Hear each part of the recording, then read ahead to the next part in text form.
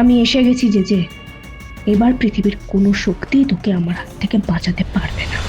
আমি জানি বিনীতা, তোমরা তোমাদের সাধ্যের বাইরে গিয়ে আমাদের হেল্প করছো, কিন্তু আরেকটা হেল্প তোমাকে করতেই হবে। আপনি বলুন না, আমি যথাসম্ভব চেষ্টা করব।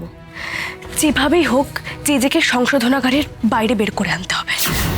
সংশোধনাগারের থেকে? মানে কিন্তু মিসেস চ্যাটার্জি, সংশোধনাগারের ওরকম কড়া পাহারা এড়িয়ে আপনারা কিভাবে জেজেকে বের করবেন? সেই জন্যই তো তোমার হেল্প চাইছি বিনীতা। দেখো, আমাদের থেকে তোমরা অনেক বেশি ভালো জানবে ওই ভেতরের ব্যাপারটা। তুমি ঠিক কোনো না কোনো রাস্তা আমাদের দেখাতে পারবে, প্লিজ। হ্যাঁ বিনীতা, একটু ভেবে দেখো প্লিজ, আমরা সবাই তোমার উপর ভরসা করে আছি। বুঝতে পেরেছি, দাঁড়ান আমাকে একটু ভাবার সময় দিন। জানি না বিনীতা কোনো রাস্তা খুঁজে পাবে কিনা, কিন্তু কাজটা খুব রিস্কি হলো। মিসেস চ্যাটার্জি, একটা রাস্তা আছে।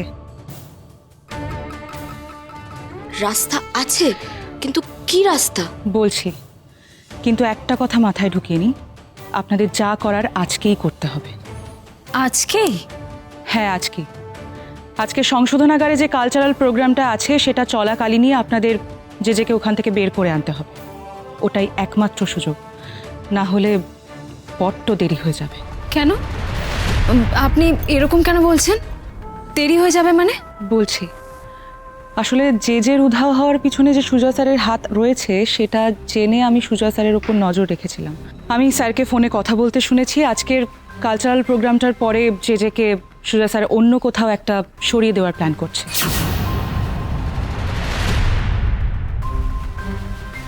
আসলে এই সর্ষের মধ্যেই ভূতটা আছে। এই সুজয় লোকটার জন্যই আমরা কেউ কিচ্ছু করে উঠতে পারছি না। স্যার, এই কালচারাল প্রোগ্রামের পরে আমার লোকটা আপনাকে এখান থেকে বার করে নিয়ে যাবে। আপনি আর একদম টেনশন করবেন না, আমি জেলের সাথে কথা বলে নিয়েছি।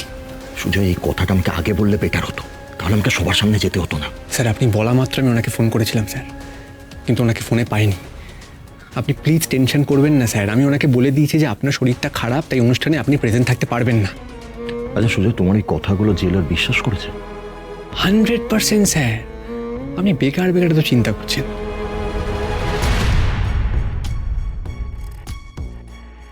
আরে আস্তে আস্তে, সাবধানে।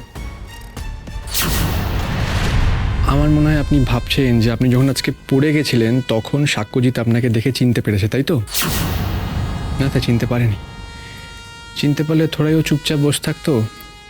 স্যার, আমি যখন আপনাকে বলেছি যে আপনার সব সেফটির দায়িত্ব আমার, তখন আপনার সব সেফটি এই সুজয় রক্ষিতের দায়িত্বে। আপনি প্লিজ আমার উপর ভরসা রাখুন sir. Good job Sujoy, very good job. তুমি একবার খালি আমাকে এখান থেকে বের করে দাও, তারপর আমি তোমাকে প্রচুর টাকা দেবো, আর তোমার লাইফ কিন্তু সেটেলড। এসব আপনি যে কি বলেন স্যার, আজকে আপনার দয়াতেই তো আমি এই জায়গায়, তাই না? আপনি আমার বাবা, আবার আপনি আমার মা, সব আপনি। এই সুজয় প্লিজ প্লিজ, এই আর অত তেল মারতে হবে না। স্যার কিসে বলেন, মানে আমি কিন্তু খুব ভিতর থেকে আপনাকে রেসপেক্ট করি।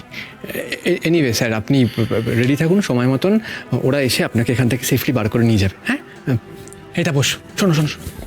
হ্যাঁ স্যার, আমার লোকেরা না আসা পর্যন্ত তুমি এখানে পাহারা দেবে। হ্যাঁ, আর লোকেরা এলে চুপচাপ এই তালাটা খুলে দেবে, ঠিক আছে? ঠিক আছে স্যার। স্যার, আপনি একদম টেনশন নেবেন না কিন্তু। হ্যাঁ, আমি এলাম।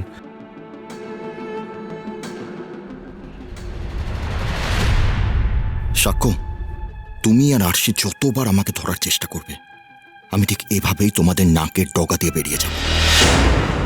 এবার আমরা তাহলে কি করবো আরশি? আমাদের কাছে তো এখন আর বেশি সময় নেই। একদম চিন্তা করো না শুভদা, সুজয় রক্ষিত কিছুতেই জেজেকে সংশোধনাগার থেকে সরাতে পারবে না।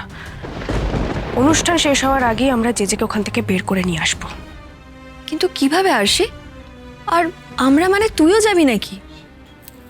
আমাকে তো যেতেই হবে দিদি। মিসেস চ্যাটার্জি, আমার কাছে একটা দারুণ প্ল্যান আছে। আমার মনে হয় সেটা আপনারা ফলো করলে জেজেকে ওখান থেকে বের করে আনতে পারবেন।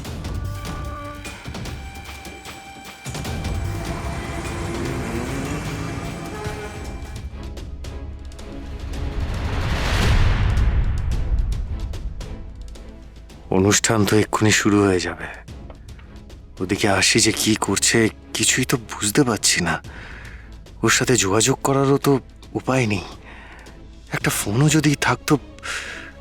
আর এখানে তো আমায় হেল্প করার মতো কেউ নেই।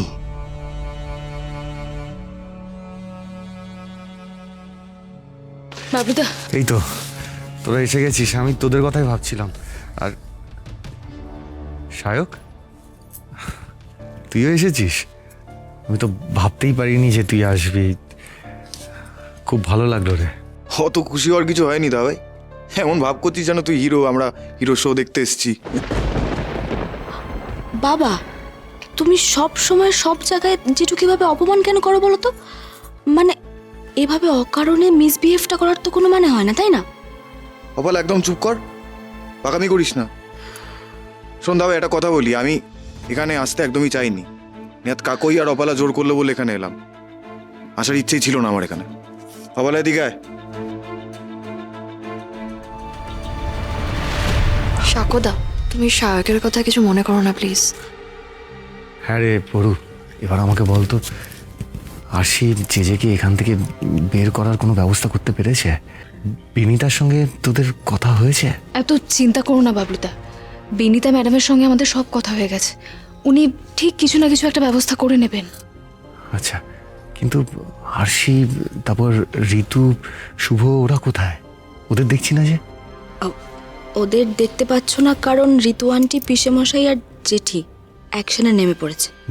নেমে পড়েছে মানে? ওরা এক্স্যাক্টলি কোথায় আছে এখন?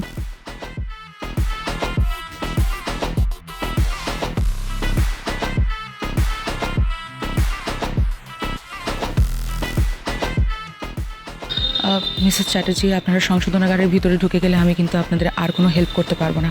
যে আমাকে খুব ভালো করে চেনে, আমি যদি আপনাদের সঙ্গে যাই ও কিন্তু সবটা বুঝে যাবে। ভিতরে ঢুকে যা করার আপনাদের কি করতে হবে। বিনীতা, তুমি এমনি আমাদের অনেক হেল্প করেছো, তুমি চিন্তা করো না, ভেতরে ঢুকে আমরাই যা করার করবো। আরশি, আমরা পারবো তো? মানে অনেক দিন তো এসবের অভ্যাস নেই, আমার সত্যি খুব ভয় করছে। ভয় কি? আরশি চ্যাটার্জির সঙ্গে আছে তো। ঋতুদি, তুমি তো এতদিন আমাকে মনের জোর জুগিয়েছো, বলো এখন তুমি আমার ভয় করছে বললে হবে? আমাদের তো পারতেই হবে। গুড লাক মিসেস চ্যাটার্জি, আমার আপনার উপর সম্পূর্ণ ভরসা আছে। আপনি মহাগৌরী ম্যামকে ঠিক বাঁচিয়ে নিতে পারবেন। আসুন।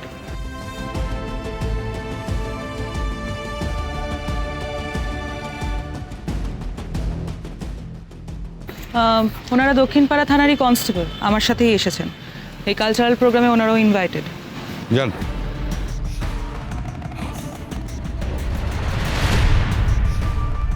আমি এসে গেছি যে এবার পৃথিবীর কোনো শক্তিই তোকে আমার হাত থেকে বাঁচাতে পারবে না।